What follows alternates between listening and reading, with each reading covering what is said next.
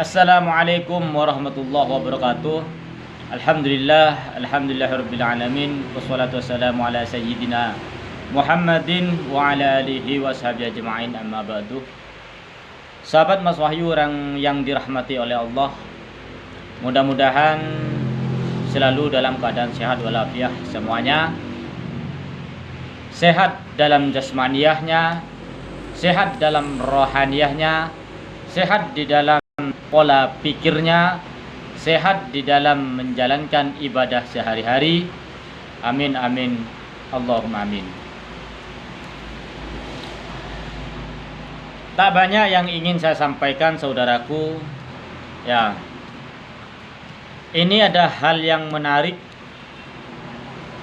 tapi lucu. Tentang kemarin orang yang keluar-keluar menantang Habib Bahar.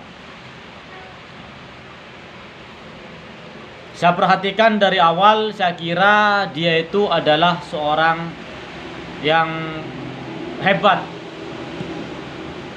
Ya. Saya kira macan yang siap menerkam siapa saja yang ada di depannya. Akan tetapi saudaraku, ketika saya perhatikan dari awal sampai akhir, ternyata dia adalah macan ompong. Macan yang sudah tidak ada giginya, tidak ada taringnya. Jadi hanya aumannya saja yang kedengaran, tapi dia tidak punya daya untuk menerkam. Nah, tentunya saudara-saudara paham di sini, ya. Katanya Sayyid, malah omongannya gak karu-karuan. Katanya Sayyid tapi suka misu apa ya? Mencaci, memaki, menghujat.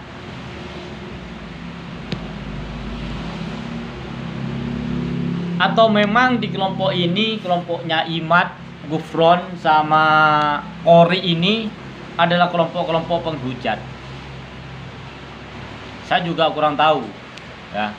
Nanti saya katakan positif penghujat, mereka menuntut. Ya. Mungkin, ini pemikiran saya, mungkin, ya. Saya duga, saya kira, atau saya pikir, atau jangan-jangan yang berada di kelompok ini, kelompok pembegal nasab ini adalah kelompok harimau ompong. Nah, kurang lebih seperti itu. Kenapa begitu? Qori yang dari awal ikut-ikutan si Mamat menentang nasabnya para habaib, ketika debat di Banten, si Qori ini ngak-ngangaan. Saudaraku, ngerti ngak-ngangaan? Jari ini wong Jawa mangap-mangap. Ya, membuktikan bahwa Qori ini tidak ada akhlak, tidak ada ilmu. Kalau dalam istilah peribahasa, tong kosong nyaring bunyinya, itulah si Qori. Ya.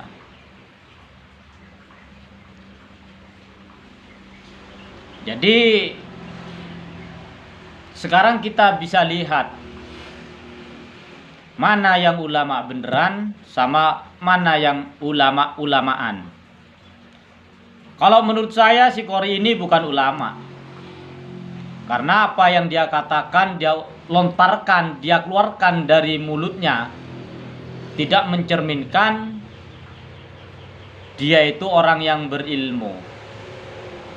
Tidak mencerminkan dia seorang ulama. Karena kalau ulama ini tentunya ngasih contoh yang baik buat umatnya, buat kaumnya, buat santri-santrinya, buat bangsa.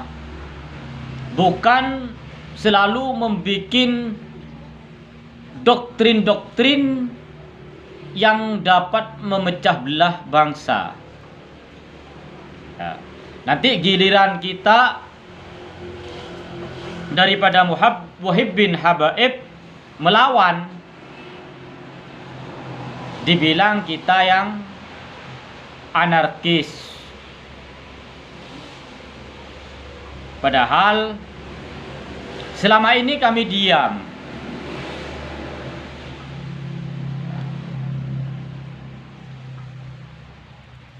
Kenapa? Karena kami punya panutan di NU, yaitu Ketua PBNU, dan di Majelis Ulama Indonesia ada MUI, ya, Majelis Ulama Indonesia menyampaikan kepada kita supaya tidak usah rame-rame masalah nasab. Kenapa? Karena kiai-kiai kita terdahulu, ulama-ulama kita terdahulu yang hebat-hebat, yang ilmunya sudah tidak diragukan lagi, tidak ada yang mempermasalahkan nasab. Hanya akhir-akhir ini ada sekelompok orang yang sakit hati, yang mempunyai dendam pribadi terhadap beberapa habib. Kemudian orang ini mengatasnamakan keturunan Wali Songo, mengatasnamakan ulama Nusantara, mengatasnamakan Kiai NU, berusaha mengajak umat untuk menentang para habaib. Kalau kita perhatikan satu persatu, mulai dari Imad, bagaimana dia memiliki latar belakang dengan para habaib sampai dia pecah. Bagaimana si Fuad sebelum dia naik panggung karena mendukung Imad. Bagaimana si Qori, bagaimana si Gufron, siapa lagi? Ya, hanya segelintir orang itu saja yang mengatasnamakan ulama Nusantara, memberikan statement-statement di media sosial seolah-olah dia adalah pembela ulama Nusantara. Padahal banyak ulama-ulama Nusantara yang perlu kita contoh. Seperti halnya Gus Yahya, Ketua PBNU, sudah menyampaikan kepada kita bahwa Ba'alawi ini tidak ada masalah, nasabnya sudah syahih. Oleh golongan yang sakit hati tadi, Gus Yahya diserang, dikatakan pengkhianat dalam NU. Padahal kalau orang NU yang asli, warga NU yang asli, mau tidak mau harus patuh terhadap fatwa, terhadap nasihat yang diucapkan oleh PBNU. Lah kalau orang NU tidak mau mengikuti PBNU, terus NU-nya ikut siapa? Kan perlu dipertanyakan. Ikut Imad, ikut Fuad Pleret, atau ikut si Gufron? Mereka ini siapa? Gak ada manfaatnya di dalam NU. Tidak ada apa istilahnya ya, ada ataupun enggak, yang namanya Imad, Fuad, Gufron, Qori, itu gak ada perubahan di NU. Jadi jangan mengatasnamakan NU, terus mengajak-ngajak orang NU, orang Nahdien untuk melawan PBNU.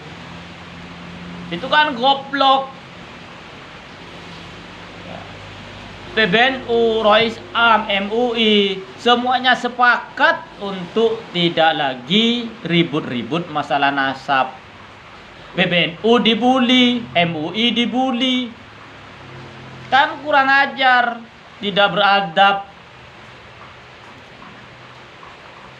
Si Qori menantang Habib Bahar ketika didatangi bersembunyi di balik sempak pengikut-pengikutnya. Udah gini aja. Kalau Habib Bahar menghadapi Qori itu terlalu mulia, eman terlalu tinggi.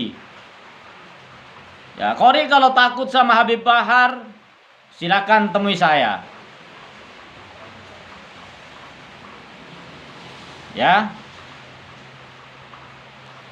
kapanpun, dimanapun saya siap untuk menghadapi si Qori.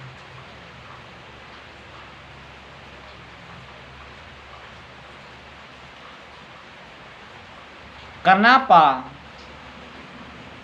Tidak ada yang namanya ulama itu sampai mengatakan bajingan, tolol kepada para habaib yang merupakan dzurriyyah Rasulullah. Kalaupun seandainya para habaib ini bukan dzurriyyah Rasulullah, maka kata-kata semacam itu ya tidak pantas dikeluarkan. Ya. Baik itu dari golongan Habib, baik itu dari golongan ulama manapun, kalau kalian masih merasa menjadi ulama panutan umat, maka jangan sekali-kali dari mulut kalian keluar kata-kata kotor yang tidak pantas, tidak mendidik.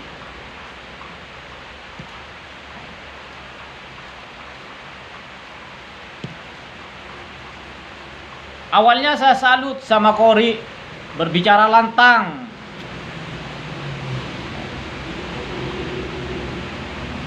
Gak taunya sapi ompong.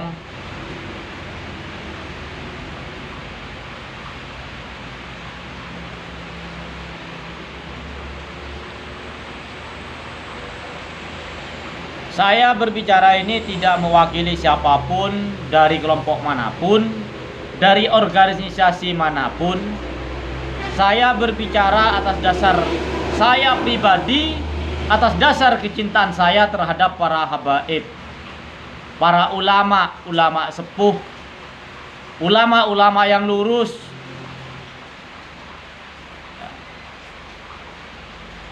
Saya menghormati ulama dari kalangan manapun. Saya menghormati siapapun tanpa terkecuali, selama orang itu tidak menunjukkan arogansinya di depan umum.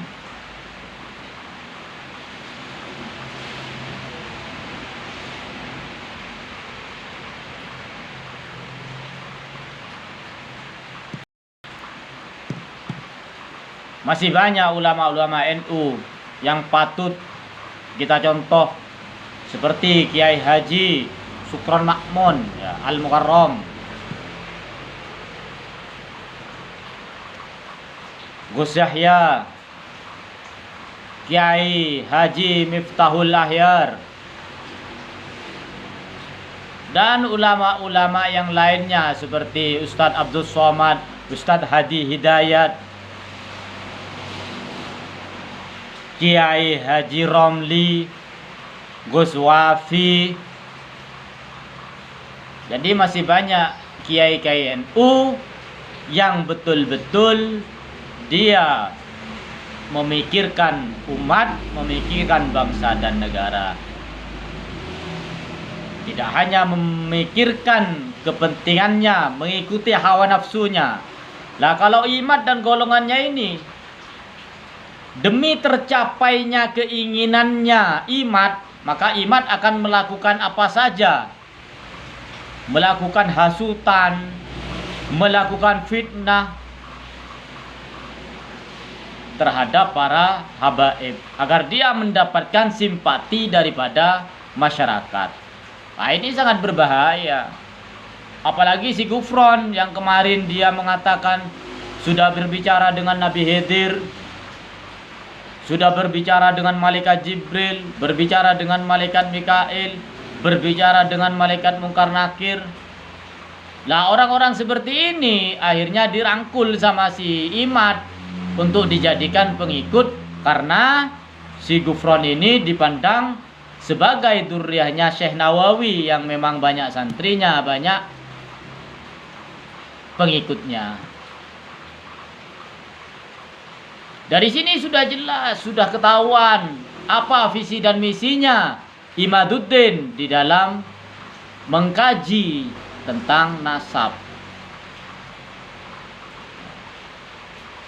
Sengaja ingin memecah belah umat agar keinginannya tercapai, saudaraku.